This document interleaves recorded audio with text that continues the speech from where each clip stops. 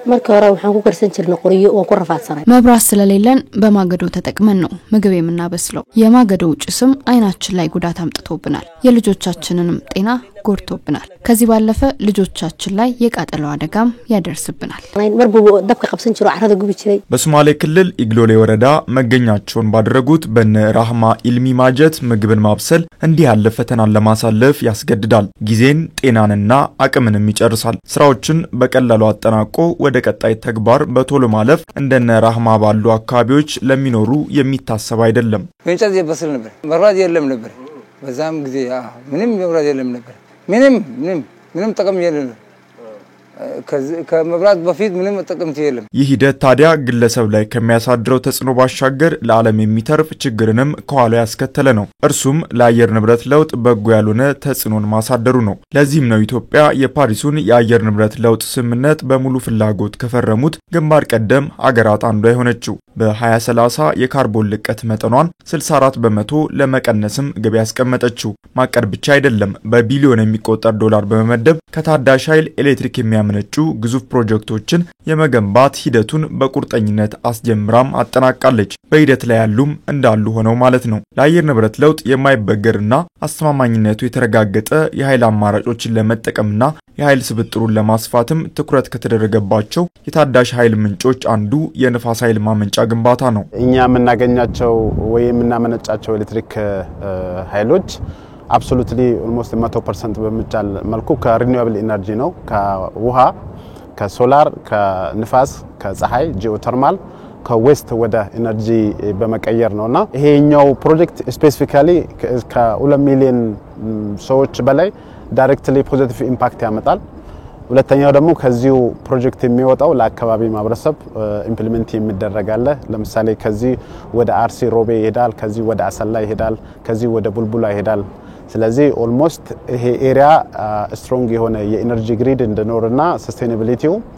በዛ መጠን እንዲጨምር ያደርጋል ማለት ነው በቀላሉ ኃይል በማይደርስባቸው የገጠር አካባቢዎች ደግሞ በሶላር ሚኒ ግሪድ አማካኝነት የኤሌክትሪክ ኃይልን ተደራሽ ለማድረግ ጥረት እየተደረገ ይገኛል በዚህ ስራ ውስጥ ከፍ ያለ አቅም ያላቸውና በመንደር ደረጃ አገልግሎት ከሚሰጡ የፀሐይ ኃይል ማመንጫዎች ባሻገር በቤተሰብ ደረጃ እንደ ሶላር ዶም ሲስተም ያሉ ስራዎችም በስፋት ተግብረዋል karsigu dib yaraaday way fududahay marka rabtid waad ka saaranaysaa አሁን ችግራችን ተቀርፏል መብራት በማግኘታችን የኩሽናችን መልክ ተቀይሯል የማብሰያ እቃዎቻችንም ንጽህና ተጠብቋል በቀንም ይሁን በማታ ያለ ችግር ምግብ እናበስላለን ቢላህ markaada way noo fiican tahay በጣም ለውጥ አለ ለምን መሰለክ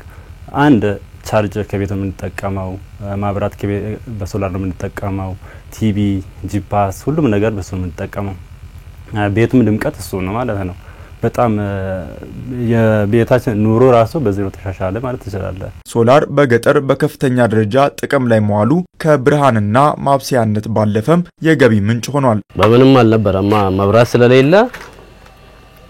ምናልባት ጸጉራችን ስንቆረጥ ወይ ደግሞ ልጅ ምናምን ስናስቆርጥ ወደ ከተማ ወጣ ብለን ነው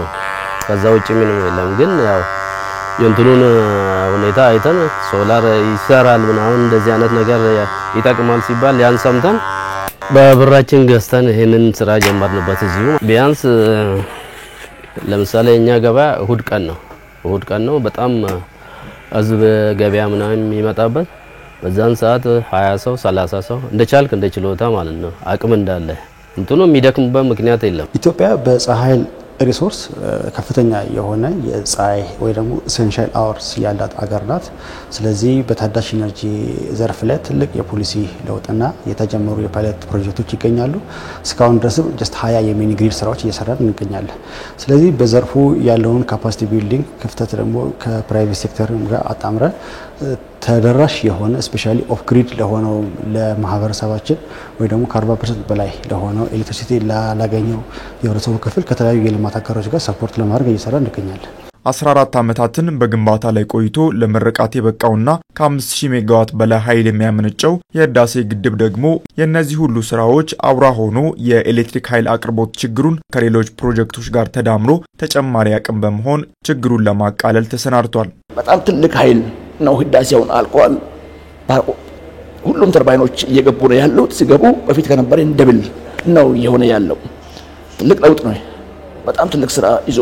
ይመጣል ከዚህ በፊት ኢነርጂ ያልነበራቸው ኢንፍራስትራክቸር ባለበት አካባቢ ተጨማሪ ኃይል የማግኘት እድል በጣም ሰፊ ነው። ይሰጥ የነበረው መቋረጡን በጣም ይቀንሳል።